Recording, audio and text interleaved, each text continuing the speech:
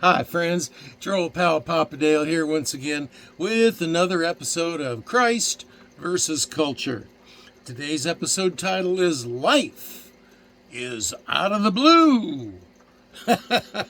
Well, this is the Bible video playlist on YouTube that explores the meaning and implication of 1 John 2:15. Excuse me. And John 2:15 says, "Love not the world, neither the things that are in the world.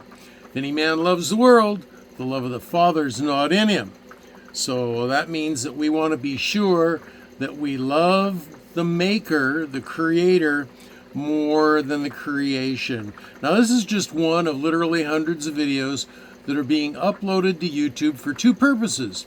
One, to provide a body of educational content for the Christian community today, and two, to provide a legacy of content for those who will be left behind after the rapture, and there will be millions. Now, who am I? Well, I'm Papa Dale, and I am a retired pastor, teacher, theologian, evangelist, chaplain, businessman, done a lot of things, and 50 plus years of service to the Lord Jesus Christ. And anyone who tells you they want to teach you something about the Bible, you should be a little skeptical of, and you should check them out. Because the Bible says in the end times, there will be a lot of false teachers that will rise up, and you don't want to listen to them. So how do you tell? Well, one way is to know a little bit about the teacher, their education, schools they went to, churches they served, family life, and so forth. You can find a little bit about me on a video I've made titled Papa Dale Intro. It's on this same video playlist. But the main reason, the real way that you determine a false teacher from a true teacher is listen to what they teach. Simple. If they're teaching false junk, then don't listen. And the way you find that out is you compare what they're teaching to what the Bible says. Compare to the Word of God. That's how you check it out. So, let's talk about life out of the blue. Now, this is a message. This is very unique.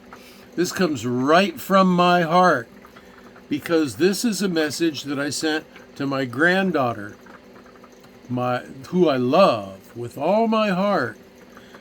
And I sent this to her right after she received a very difficult medical diagnosis.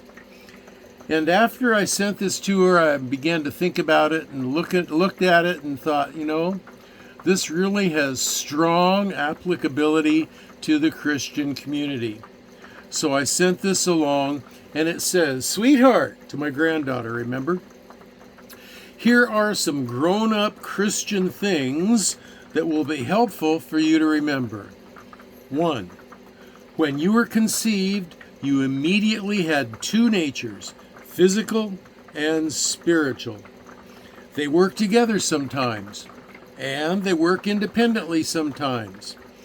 But they must learn how to work together to be able to work correctly. It's a little bit like an invisible hand in a glove.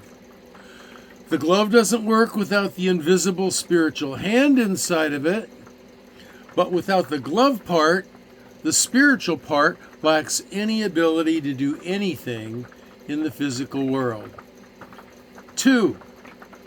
When you were conceived, you also immediately had two lives, a physical life and a spiritual life.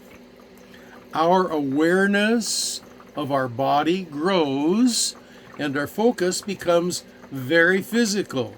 We mature and learn how to properly use it. Same with our spiritual side, but because the physical side is so visible, so real to us, the spiritual side, the development of it, is usually a lot slower. Now, remember, to my granddaughter, I know you know many of these things, and you may too. But what you may not know is that we need for both parts to mature cooperatively, to learn to work for our whole life together on this earth. To learn to work together, the spiritual part and the physical part, to learn to work together for our whole life on this earth. 3, God is very interested and involved in this process because He loves us and He wants us to grow into the very people that He had in mind for us to become. He is interested both in the physical and the spiritual. Both are necessary in eternal life. The greatest value of the 80 years of our life now is in helping us grow properly into being able to be the eternal people that He wants us to be over the next 1,000 years or 10,000 years or eternity. Both the physical and spiritual must mature and learn to cooperate, or else it might be like trying to run with one leg asleep. 4, God helps us bring pleasant things into our lives, but also by allowing challenges so that we can exercise our trust in Him.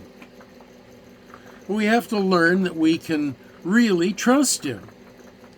Surprisingly, even the struggles are expressions of His love.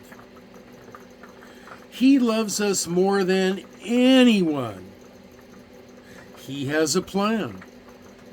He wants us to have a good life.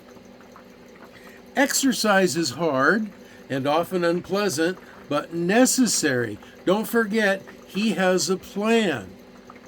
Even when we don't know what it is or we don't understand it, He has a plan.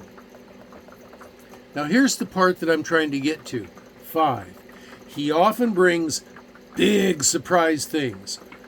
Sometimes happy things, sometimes challenges into our physical lives that dramatically change them, because there are new things that we need to learn, new directions we must go, or new ways that we must prepare, things that will make us ready for some future action or activity that we may not know anything about.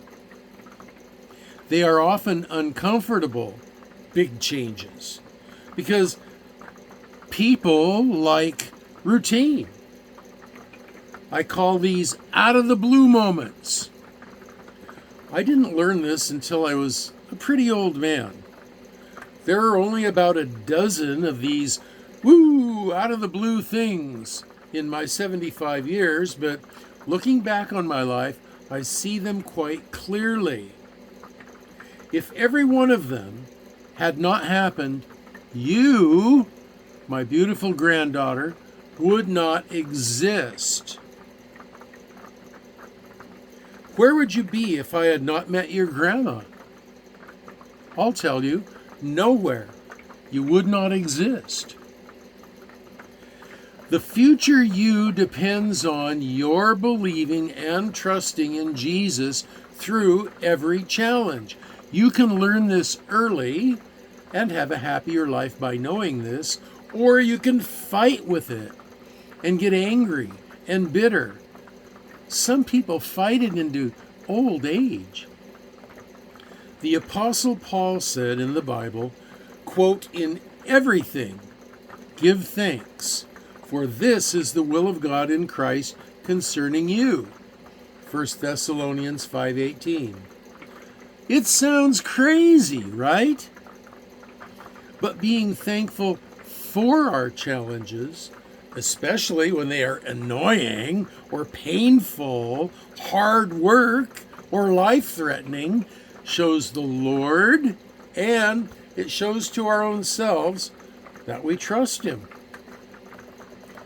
Also, the scripture says, quote, "And we know that all things work together for good to them that love God, to them who are the called according to His purpose." Romans 8:28.